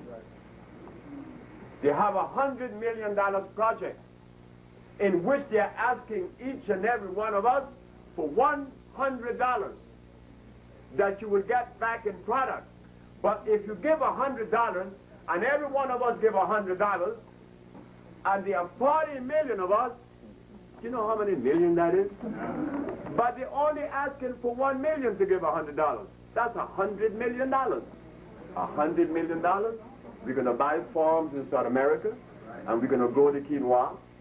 We're going to buy boats. We're going to build our own holistic village, and we're going to provide ourselves for everything that we need. It only costs $100 that you will receive in increments with products. Now that you're giving up something for nothing. But if we all give up $100, like we're going to spend that on Christmas, we would have $100 million tomorrow. Remember when Aristide was running for, when he asked the Americans for money and they didn't give it to him? And in one weekend, because I'm also partly Haitian, I gave $500. And in one weekend, how much did we collect for Aristide? $10 million. Black America can't do that. No, they can't. Black America does not have that kind of cohesiveness among themselves. Black America has the entrepreneur and they have the mechanics of life. Yes, they do. All the mechanical thing that came in America is come out of the black brain. But when it comes to this unity stuff, the white man makes sure.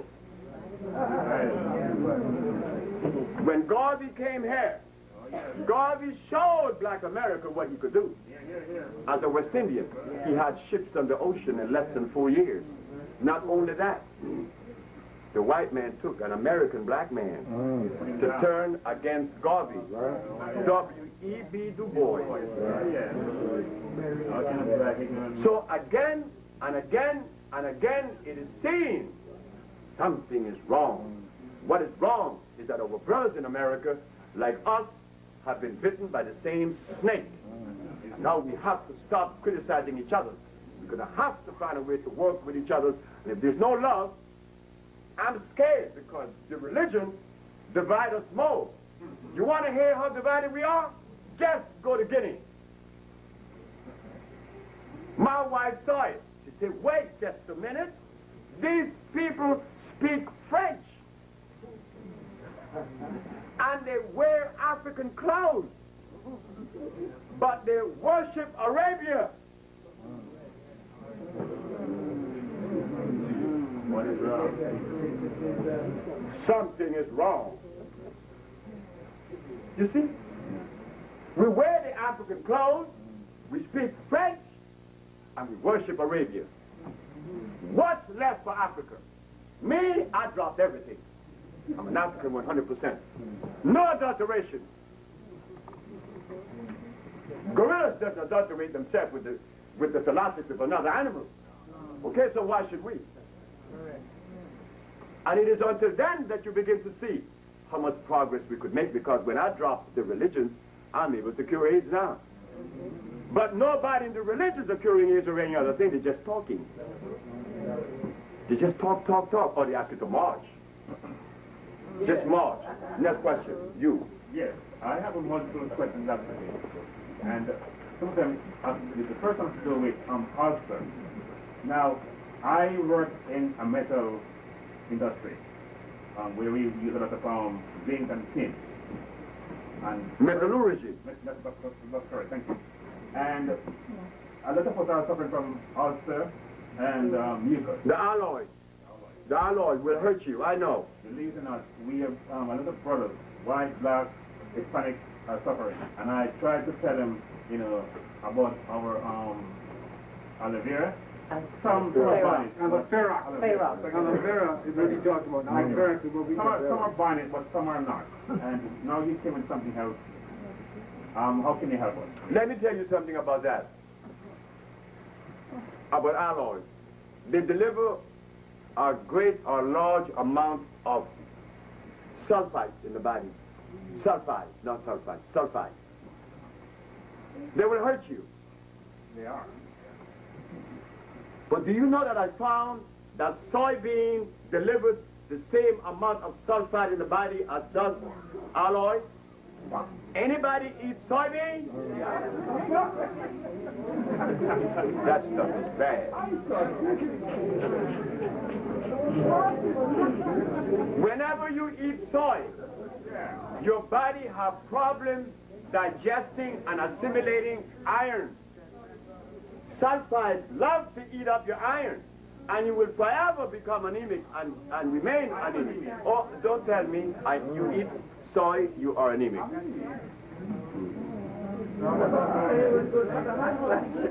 Man, the sister's right. She said, I thought they said it was good for your hot flashes. Far from the truth. George Washington Carver made plastics. What did he use to make plastics out of?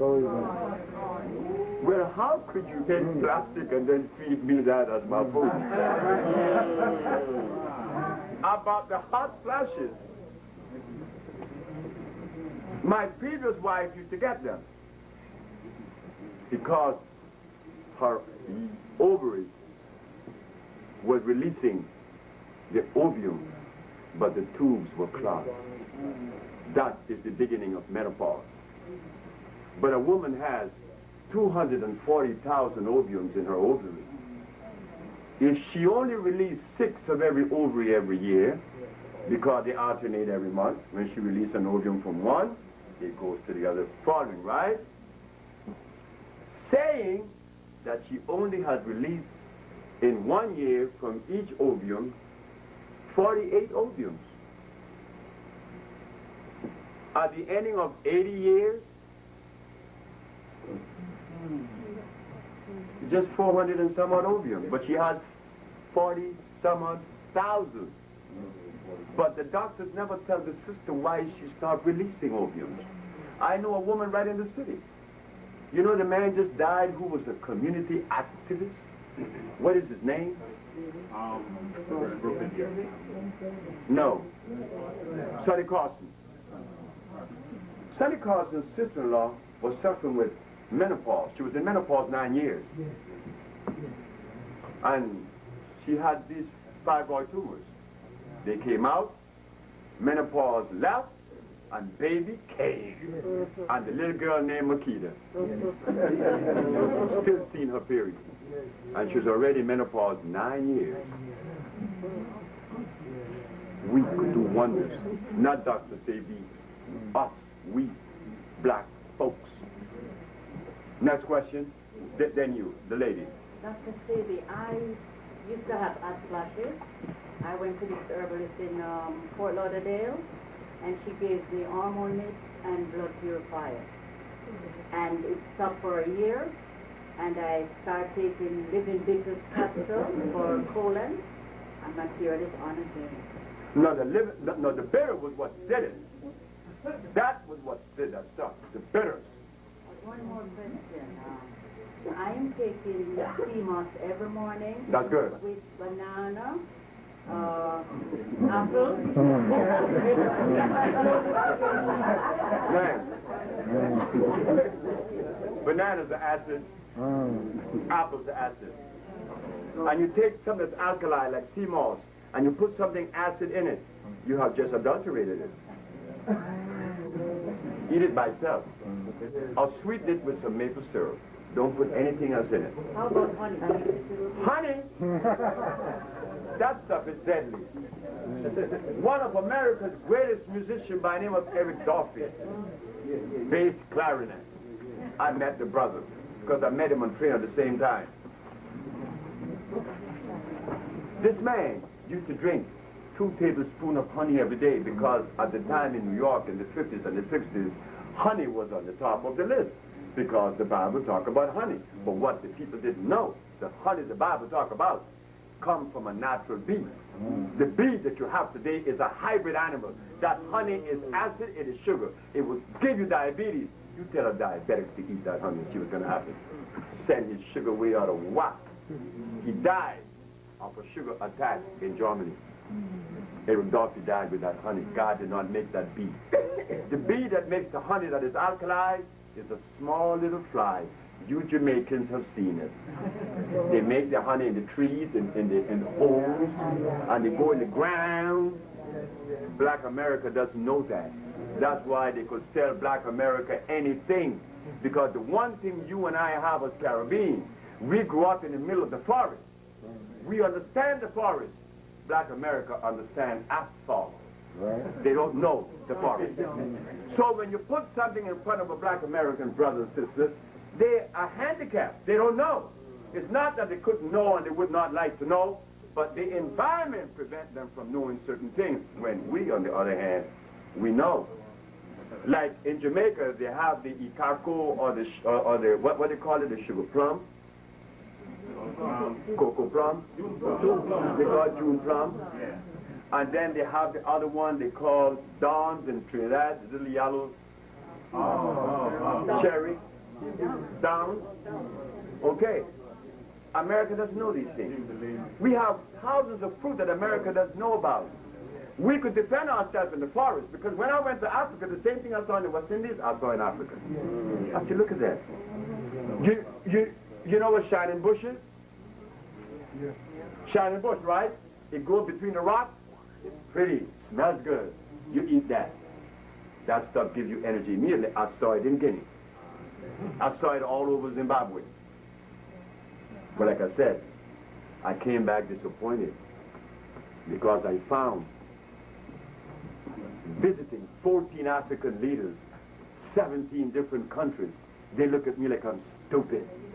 Oh God, this is delicious. I said, look at this. Is this how far glucose has traveled? And all these years, Dr. Sebi prides himself as being an African. And now that he's in Africa, they're looking at him as though he's less than equitable. I say, man, I'm in trouble. Yes. My question, you mentioned about some Carson's wife removing fibroids. Would you not have been able to remove the fibroids without them having been surgically removed? Only with herbs. I removed 14 fibroid tumors from a woman named Gloria Walker in New Jersey, who's a school teacher in East Orange, New Jersey, without a knife. So I know a lot of women here, I'm one of those who read a lot, so I know that fibroids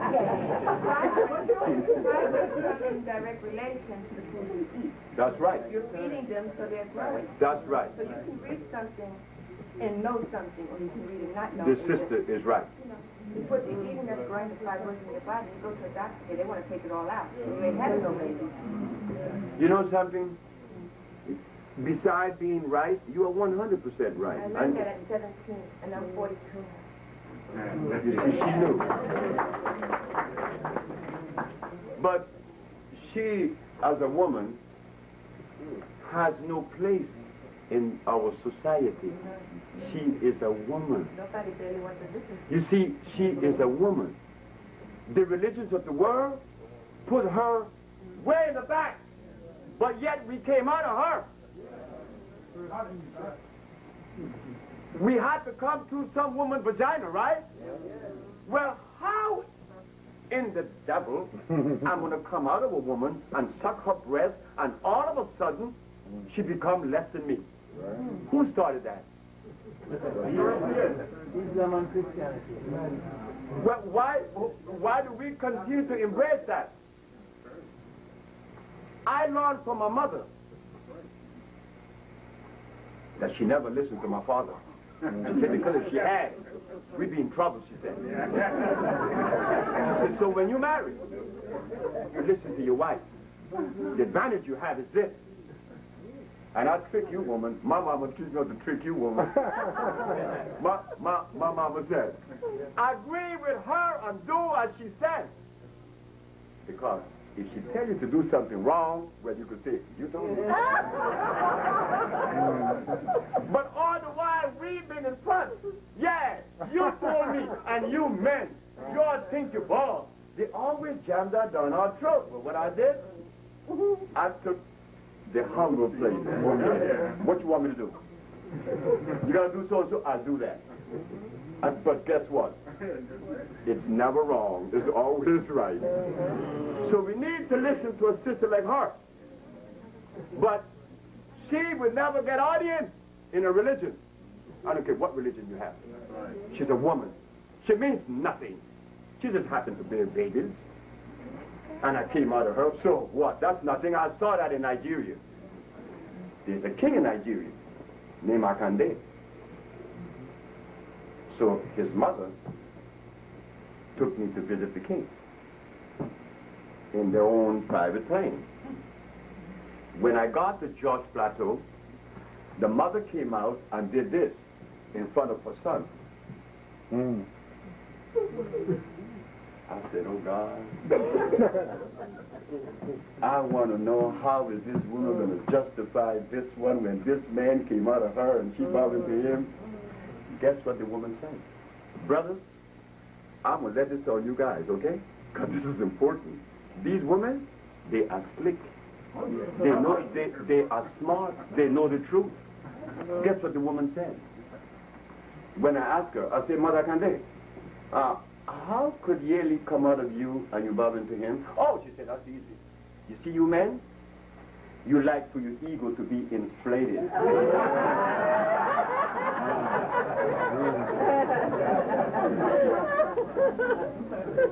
Woman knows that when we stand up and claim that we are man, she says, shut up, man. You're limited. You came out of me. So how could you be that bad? You see? Women aren't stupid. But we are the ones that continue to use and to obey the philosophy of Europe. Me, I put my woman in front. My woman is better than me. Of course she is. Yes, ma'am. A few years ago, I had a nervous breakdown. I was diagnosed bipolar. And they put me on a lot of medication, and my body had an adverse effect on it, and I gained 60 pounds. And they kept me in psychiatric ward. That was me. Really? Okay. Oh, yes. I was paranoid, schizophrenic. It was horrible. I couldn't sleep, nothing worked. And then I fought against the brain because they kept instilling fear in me, telling me that for the rest of my life I have to take medication. For the next 80 years, the doctor specifically told me that I was like 80 years. How did you calculate that amount of years? So what I've been doing on my own is weaning myself off the medication gradually, because I've been told if you do it any like fast or anything like that, you can actually get manic again. Yes, true. In increments you do it. Exactly. And I've been looking for a holistic alternative approach, but what I find is that a lot of people claiming to be holistic and having an alternative approach are still very much influenced by the Western philosophy and medicine, that they kind of tend to use some herbs, but they still use chemical bases. So I feel like I am at a war because they're not seeing me. And I'm always being referred to someone that doesn't know my history, that doesn't know me and comprehend what I represent. And I'm having difficulty because I feel like there's a struggle that I constantly go through as a woman of color and as a woman that is being misunderstood on a daily basis. You not only have been misunderstood by the society, by your own brother and your husband and your mate, because we were led to do that. I just woke up about 30 years ago to see the truth. But before that, I was a macho man too. So now, in response to your question, when there is a nervous condition like I had a very bad nerve condition. I was so bad I want to kill my wife.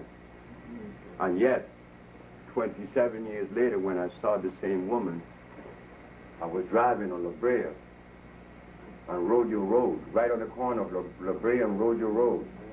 I saw her. I said, wow, there's Melba. Let me turn back because she's wearing these thick glasses and she's big. Why didn't I feel to kill her then? Why did I turn the automobile around and park by the McDonald's little establishment and come behind her and said, hi, Melba. She looked around. She said, Fred. I said, yes. She said, I've been hearing about you. How you been? I said, I've been okay. But I came to tell you something. Send our son, because she had 3 babies from me. I said, send Abdul to pick up some medicine for you. Why didn't I feel like killing her then? Can't you see? The food I was eating was undermining my brain, like she was bipolar, I was bipolar, I was schizophrenic and paranoid. Why am I not that now? Why am I healing now? Because I listen. I'm obedient. There's a man live in this city. He died just recently, Mr. Roger. I went to visit Mr. Roger when he was 94 years of age. Mr. Roger said, I've been hearing about you, and I've been using your iron, and I feel good. I want you to talk to me. We spent 4 hours talking with Mr. Roger. He's from St. Vincent. He died just a few years ago. Mr. Roger said, when I was going out the door, he said, Dr. Sebi. I turned back. I said, yes, sir. We talked for about 4 hours. But in the 4 hours that we spoke and dialogue, he said, there was something that came from you that I like so very much. And what is that, sir?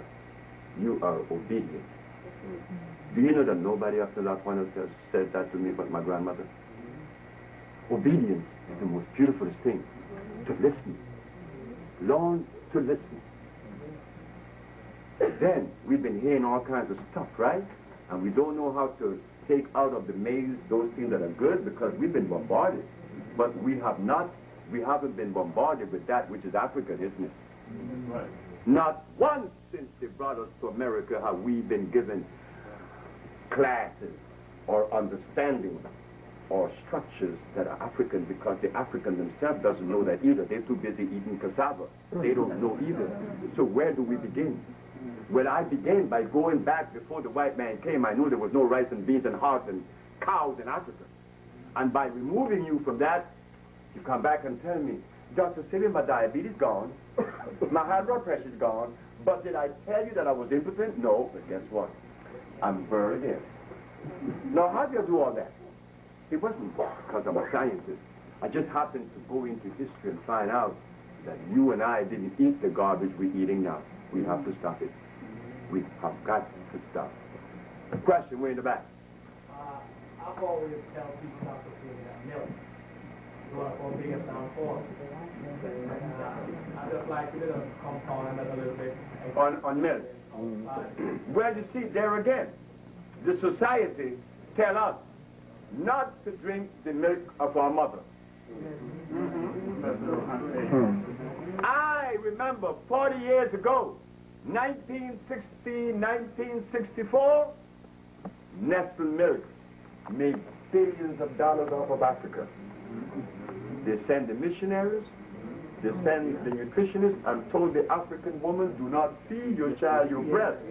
Feed your child this Nestle milk.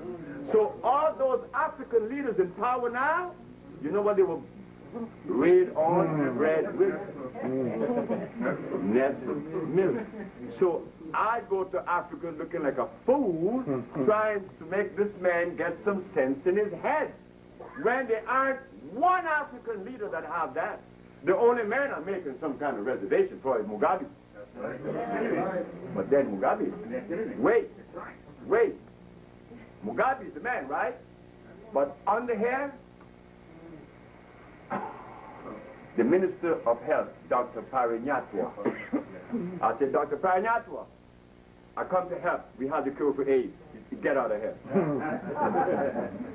I said, what? You going to tell me that I have no usefulness in the country that I love so very much? Mugabe may be the man, but remember, when you are a leader or a president, you have no control of your senators and your other people. You don't know what they are doing. So Mugabe is all by himself. So right now, the big notice on TV across the screen is that the lost children of Africa. Africa is dead. While we were talking and giving praises to Africa, the white man was forever giving us some chemicals, especially the French. The French paralyzed Guinea. 10% of the males in Guinea are paralyzed because of the French. Milk of an animal is what they gave us. Animals does not let other animals feed their cubs unless they are from the same gene. But we so-called intelligent people, Homo sapiens, educated professionals, we give our children the milk of a cow. But the milk of the woman, which is comparable with us, that nourishes ourselves because it is compatible. Not an animal. How could I be compatible with an animal? But all the religions give us milk and give us cheese. And then we blow in our nose. Our vagina is dripping and so our penis. Our ears are clogged. Our eyes are clogged and dripping sometimes because no one came with the message. So the brother asked a question about the milk, which is very important. Because the milk that we get from our mother's breast strengthens our immune system. I was a breastfed child up until what? 4 years of age. But when I came to America, I began to eat this stuff and I went into a state that was uncomfortable. But when I got away, here I am again. Never to go back on the garbage. Oh, do I love it? The rice and the beans. And the pork chop. And the wieners. And the cheese. And I used to like this lamb. You know lamb? When you fry lamb and you put it down for about an hour, it gets white on top. Lanolin is on top of it. Yes, the religions ask us to eat it because it's good. Brothers, we need help. We need each other's help now. And I hope that tonight, this group that we have, we would form a family through this man. We could join up as a family. And I would be forced to give you information because you come to me for it. And that's what you should receive from me. Tonight, I said it was impromptu. It's only 2 hours. When I come back the next time, as he promised, and we'll be back in the spring, I will bring my entourage, and we will go into the list of foods and show how to prepare it. Because in reality, I don't even eat. And I eat today, I don't eat tomorrow, and when I eat, you know, I know I'm eating something bad. So why eat it? You take this. The woman asked again, what is in it? You know, when you see a bullfighter fighting in the ring, have you ever seen a bullfighter fighting a cow? No. They would never put a cow in the ring with a bullfighter because you'd kill him. Because the bull closes his eyes before he gets to the toreador. So he got a chance to step out of the way. But you put a cow in there with it. And her eyes are wide open. Anyway he turns, she asks, what's in it? This package is a compound of two substances. Only two. And how I thought about this was with the aid of my wife. She said, you always say that oxygen is a cell proliferant. I said, yes. Oxygen is the real food. You could eat the best food in the world, and I hold your nose and your mouth for 2 minutes, what happens? You're dead. Telling us that the cells need what? Oxygen. The more of it you get, the more alive you are. He said, okay. And the next one, which is the substance that electrifies the system and removes inflammation? Iron fluorine. So I went to Africa. I got the Cancansa. I went to Honduras. I got the guaco. I went to Mexico. I got the lily of the valley, which is nothing but iron. And I got all these iron herbs, and I put them together along with the herb that has what? Oxygen. And if you believe that herb does not trap oxygen, well, you got another guest coming. When I come back to New York, I'm going to bring the herb, and I'll put it in a glass of water. And as the herb goes down, you will see oxygen coming from the herb. There is another herb that has oxygen. It's the marula. It has so much oxygen that it owns the water. So when you combine these herbs, oxygen and iron, you come up with the viento. And when you take it, the first thing you're going to feel is that you're going to sleep like a baby. You're going to have energy. This Venezuelan man came to throw away the trash from the house about 2 months ago, and I gave him some. I said, take this with you, young man. He came back next day and said, my wife loves you.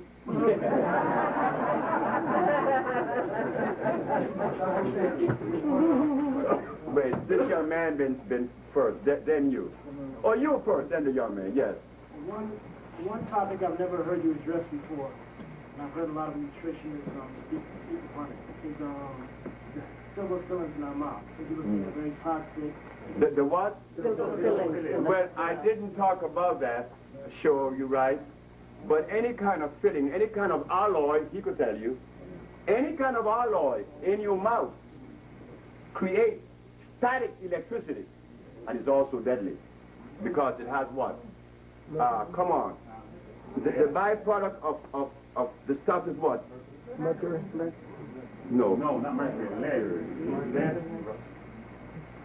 Lead, zinc, Tartaric acid. It's bad for you. Wait. Yes. One of the things that I noticed a lot of older people as well as some younger people, one of the things that's plaguing the black community is prostate cancer. Oh, yes. Oh, most definitely. Jamaica especially. Jamaica has the highest incidence of prostate inflammation. So is Guinea. But they both eat bami, cassava, rice. Rice, that white rice. That white rice tastes good in the mouth, especially with some gravy on it. That's me. I love my gravy and my rice. I don't eat it now, but I used to love rice. And rice is cyanide and a lot of sugar. In fact, I'm coming to you, young man. I went to Russia, you know, in 1970. I went there because I wanted to understand how could this man, Ivan Petrovich Pavlov, control and condition a dog with words? That wasn't true. You do not condition anyone with words. That's impossible. Who? That's right. The milk that the dog was drinking every day, that he salivated himself to death, what was in the milk? Glucose, sugar. The same thing in cigarettes. That's why you become addicted to cigarette. Why? Sugar is in cigarettes. And when you eat sugar, it's worse than cocaine. You can't leave it. Well, I gotta have my little piece of cake. Just a little piece. Dr. Sebi said I'm not supposed to have much particular little piece. Why the little piece? Because the condition. We all are addicts, including me. You understand? I fight to stay away, and I'm doing a fairly little good job now, I hope, because I'm 70, and I don't have to wear glasses. I'm not weak. So, something must have been happening with the food that I've been eating and entertaining. It has helped a little. The brother over there. Yes, Dr. Sebi, I want to explain. First of all, I'd like to say thank you for sharing your wealth of information with all of us here in the community. What you deserve it. You deserve it, brother. I'm glad I found it. Yeah, I've been looking for you for a while too. That's where I found the contact information, which is good. My question goes to you. The things that you bring to the people, the difference between cooking the food and eating it natural raw like we mentioned. No difference. In fact, it would be worse. The philosophy is, if I eat something raw, I will get all the enzymes. Right? What are enzymes?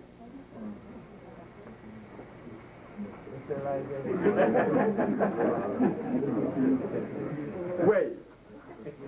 The philosophy is, if you eat something raw, you're getting all of the vitamins and the enzymes out of it. That's what they say, right? Well, guess what? When you eat carrots raw, you're eating raw starch. Whether you cook it or not is poison. But on the other hand, if you get something natural and you eat it raw, you get energy. You cook it, you get energy. You burn it to an ash, and you grind it to powder, black carbon. You get the same amount of energy. Because something natural never dies. It just changes form, but the energy is there. So, brother, we dropped the philosophy of raw and cooked. Because all of my iron, the iron that I make to reverse sickle cell, the herbs are cooked. And how come they work? Because they are natural. If it's unnatural, it doesn't matter if you eat it raw or cooked. Yes, ma'am. And then, yes, this young lady. I used to go to the Usha Herbal Institute when we were in Brooklyn on Fulton. Yes. And you used to have a food combining chart and a lot of products. Yes. And I've been looking for you for a long time because I want to get those products in the combining chart. Now that you're in, Honduras, how would I go about doing it? No, I'm not in Honduras. Oh. I'm back in the United States. Oh, I never was in Honduras. I only went to Honduras to build a village. okay. Because my wife and I want to build a village where black people could go and heal because there are thermal waters there. But the government of Honduras is showing me a little bit of attitude because I made a mistake. I didn't realize how much I was offending the government of Honduras because Honduras is a Spanish country. It isn't like Trinidad or Jamaica. I wish I was living or came or was born in a black country. I was born in a Spanish country. And I don't think that black people are loved that much in a black country. And I bought a brand new car and they put a gun to my head. I bought another car, they put another gun to my head, and they stole both brand new cars. When I come to find out, it was the government that was doing it. And then there are people that came and robbed the place. There were people from the government. I told my wife, I said, look, just sell this place and get out of this place. But she is reluctant and resistant. She always resisted me. And now she finds herself wanting to leave. So, the question was, how get in touch with us? Well, you will, because Trevor Ford is here now. And I'm working with the brother. He's my contact here. By the way, those 6 pieces of paper you have the contact number in it. That's why I'm passing it out. If you didn't get one, get one. Anyone has the number on it to contact me for the product. We need one about Trevor. This is why I brought this. I brought this product to sell tonight if you all are interested. Because this product, it will take less than 24 hours. In fact, after you take this thing, I give you 1.5 hours. And you're going to be different. You're going to feel the energy. Because it is oxygen and iron, and they assimilate fast. This thing works immediately. When people come to our center in Los Angeles, Satanisha played tricks on folks. She would ask them, have you had the viento? No. She would give them 3 with a glass of water. In an hour, they run back. You see, what was that you gave me? I want some. I put my life on this. Yes, sir. The cause of AIDS? Not of my opinion. I do not oppose anyone my opinion. Because my opinion may be off base. And I don't want you to be off base. I want to come with the truth. The cause of AIDS is the cause of diabetes, is the cause of sickle cell, is the cause of leukemia, is the cause of every disease. Some people are of the opinion that it was made and it was brought about through a chemical. That may very well be true, because they are chemicals that would kill you in 2 minutes or 1 minute. Just put your, if I take and put you in a cyanide chamber, you know a gas chamber? But isn't that cyanide and arsenic? Sulfuric acid and cyanide? And it kills in 2 seconds, right? Okay. So if I take another chemical that is less deleterious, then it may kill you in 4 years, in 2 years, in 1 year, breaking down the mucous membrane. But to break down the mucous membrane in the skin, the blood, and the lymphatic system, which makes up the immunological system, it could be food or a chemical. You're welcome. My job is to cure it. Last question. The lady, okay, I'm going to have 2 or 3 more. Yes. I was thinking, my name is Nelma, by the way, and I am overweight, and I'm looking forward to taking the medicine. I mean, the herb. Yes, ma'am.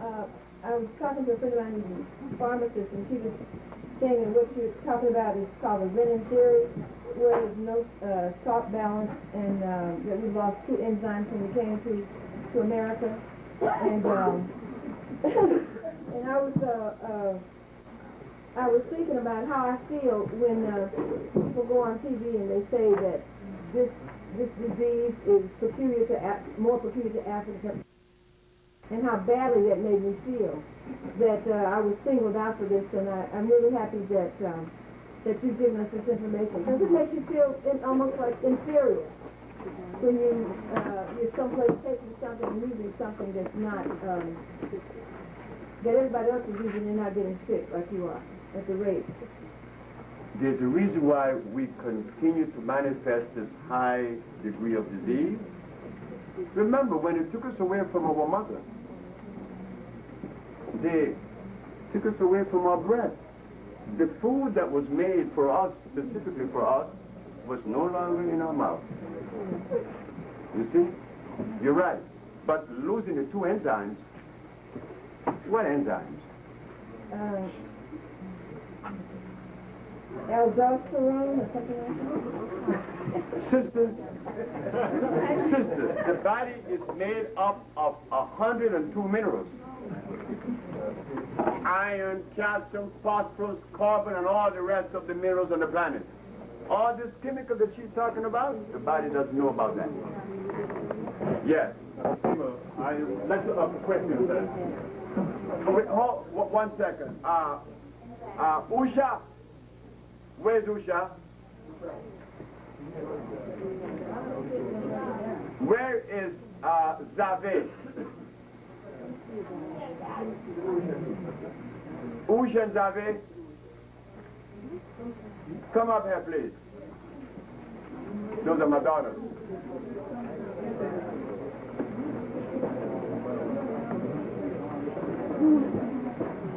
way, Sebi.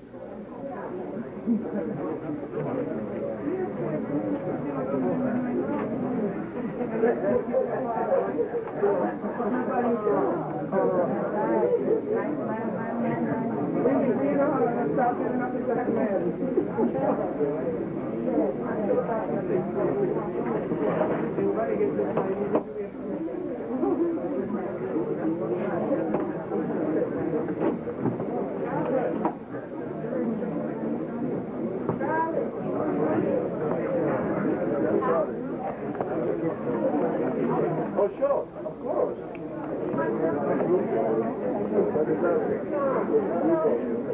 That's a whole lot of stuff.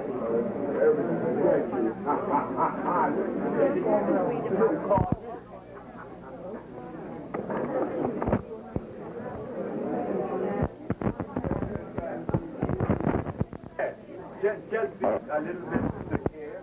Cool down a little.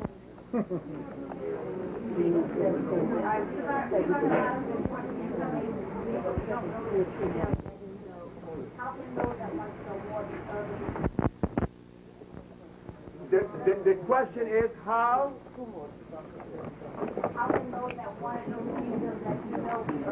Oh, that's good, because we are looking to train brothers. Don't get angry with me here. But the only person that is, the only gender is being trained to carry on a female. Yes, only female. The reason for that is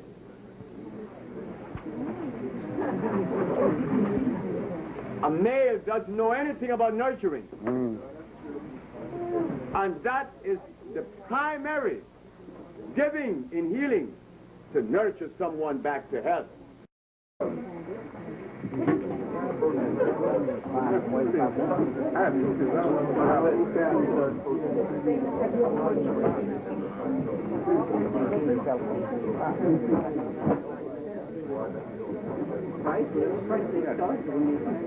Well, Sebi, have you had something in your life?